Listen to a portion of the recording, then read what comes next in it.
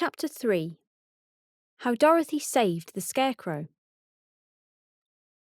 When Dorothy was left alone, she began to feel hungry.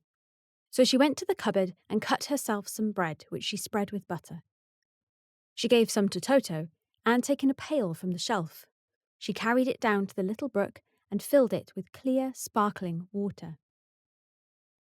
Toto ran over to the trees and began to bark at the birds sitting there. Dorothy went to get him and saw such delicious fruit hanging from the branches that she gathered some of it, finding it just what she wanted to help out her breakfast. Then she went back to the house, and having helped herself and Toto to a good drink of the cool, clear water, she set about making ready for the journey to the City of Emeralds. Dorothy had only one other dress, but that happened to be clean and was hanging on a peg beside her bed. It was gingham with checks of white and blue, and although the blue was somewhat faded with many washings, it was still a pretty frock. The girl washed herself carefully, dressed herself in the clean gingham, and tied her pink sunbonnet on her head. She took a little basket and filled it with bread from the cupboard, laying a white cloth over the top.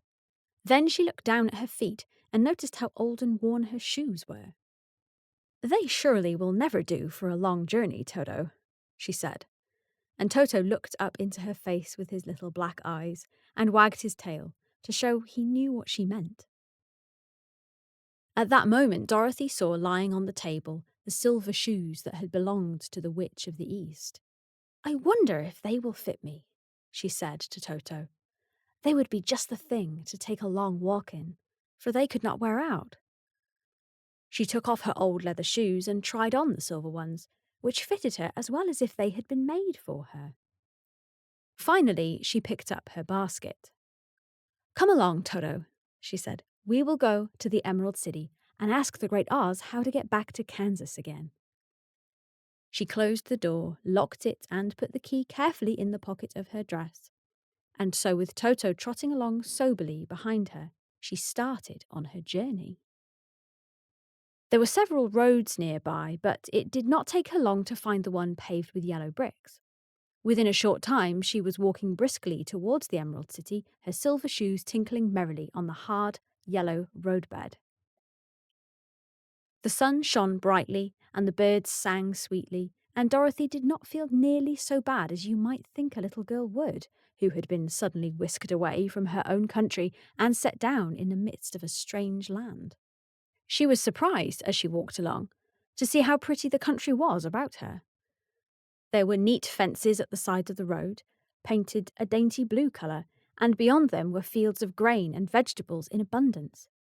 Evidently, the Munchkins were good farmers and able to raise large crops. Once in a while, she would pass a house, and the people came out to look at her and bow low as she went by, for everyone knew she had been the means of destroying the Wicked Witch and setting them free from bondage. The houses of the Munchkins were odd-looking dwellings, for each was round with a big dome for a roof. All were painted blue, for in this country of the East, blue was the favourite colour. Towards evening, when Dorothy was tired with her long walk and began to wonder where she should pass the night, she came to a house rather larger than the rest. On the green lawn before it, many men and women were dancing. 5 little fiddlers played as loudly as possible, and the people were laughing and singing, while a big table nearby was loaded with delicious fruits and nuts, pies and cakes, and many other good things to eat. The people greeted Dorothy kindly and invited her to supper and to pass the night with them, for this was the home of one of the richest Munchkins in the land, and his friends were gathered with him to celebrate their freedom from the bondage of the Wicked Witch. Dorothy ate a hearty supper and was waited upon by the rich Munchkin himself, whose name was Bock. Then she sat upon a settee and watched the people dance. When Bock saw her silver shoes, he said, "You must be a great sorceress." "Why?" asked the girl. "Because you wear silver shoes and have killed the Wicked Witch. Besides, you have white in your frock, and only witches and sorceresses wear white." "My dress is blue and white checked," said Dorothy, smoothing out the wrinkles in it. "It is kind of you to wear that," said Bock. Blue is the colour of the Munchkins, and white is the witch colour. So we know you are a friendly witch. Dorothy did not know what to say to this, for all the people seemed to think her a witch, and she knew very well she was only an ordinary little girl who had come by chance of a cyclone into a strange land. When she had tired watching the dancing, Bock led her into the house where he gave her a room with a pretty bed in it. The sheets were made of blue cloth, and Dorothy slept soundly in them till morning, with Toto curled up on the blue rug beside her. She ate a hearty breakfast and watched a wee Munchkin baby who played with Toto and pulled his tail and crowed and laughed in a way that greatly amused Dorothy. Toto was a fine curiosity to all the people, for they had never seen a dog before. "How far is it to the Emerald City?" the girl asked. "I do not know," answered Bock gravely, "for I have never been there. It is better for people to keep away from Oz, unless they have business with him. But it is a long way to the Emerald City, and it will take you many days. The country here is rich and pleasant, but you must pass through rough and dangerous places before you reach the end of your journey." This worried Dorothy a little, but she knew that only the Great Oz could help her get to Kansas again, so she bravely resolved not to turn back. She bade her friends goodbye and again started along the road of yellow brick. When she had gone several miles, she thought she would stop to rest, and so climbed to the top of a fence beside the road and sat down. There was a great cornfield beyond the fence, and not far away she saw a scarecrow, placed high on a pole to keep the birds from the ripe corn. Dorothy leaned her chin upon her hand and gazed thoughtfully at the scarecrow. Its head was a small sack stuffed with straw, with eyes and nose and mouth painted on it to represent a face.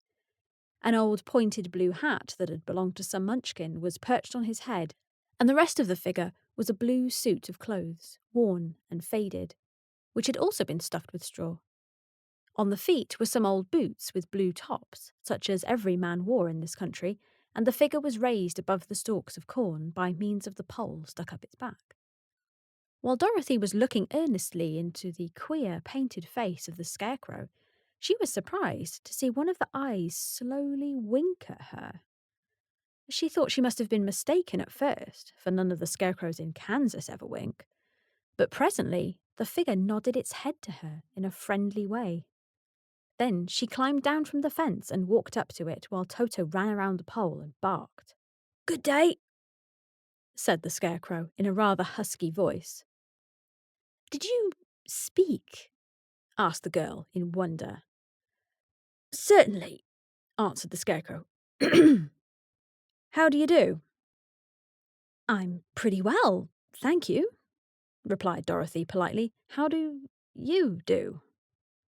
"I'm not feeling well," said the scarecrow with a smile, "for it is very tedious being perched up here night and day to scare away the crows." "Can't you get down?" asked Dorothy. "No, for this pole is stuck up my back. If you will please take away the pole, I shall be greatly obliged to you." Dorothy reached up both arms and lifted the figure off the pole, for being stuffed with straw, it was quite light.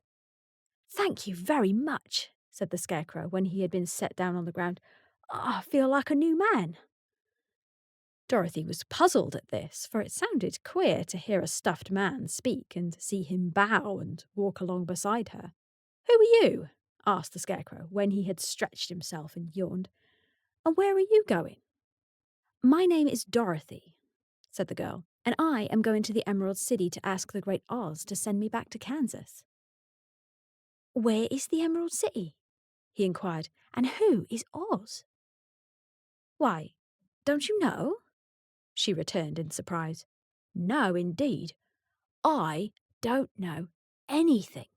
You see, I am stuffed, so I have no brains at all," he answered sadly.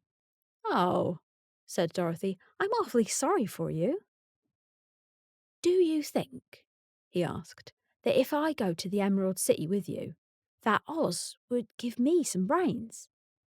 "I cannot tell," she returned, "but you may come with me if you like. If Oz will not give you any brains, you will be no worse off than you are now." "That is true," said the Scarecrow. "You see," he continued confidently, "I don't mind my legs and arms and body being stuffed, because I cannot get hurt. If anyone treads on my toes or sticks a pin into me, it doesn't matter, for I can't feel it. But I do not want people to call me a fool, and if my head stays stuffed with straw instead of with brains, as yours is, how am I ever to know anything?" "I understand how you feel," said the little girl, who was truly sorry for him. "If you will come with me, I'll ask Oz to do all he can for you." "Thank you," he answered gratefully. They walked back to the road. Dorothy helped him over the fence, and they started along the path of yellow brick for the Emerald City. Toto did not like this addition to the party at first. He smelled around the stuffed man as if he suspected there might be a nest of rats in the straw, and he often growled in an unfriendly way at the Scarecrow. "Don't mind Toto," said Dorothy to her new friend. "He never bites." "Oh, I'm not afraid," replied the Scarecrow. "He can't hurt the straw. Do let me carry that basket for you. I shall not mind it, for I can't get tired. I'll tell you a secret," he continued as he walked along. "There is only one thing in the world that I am afraid of." "What is that?" asked Dorothy. "The Munchkin farmer who made you?" "No," answered the Scarecrow. "It's a lighted match."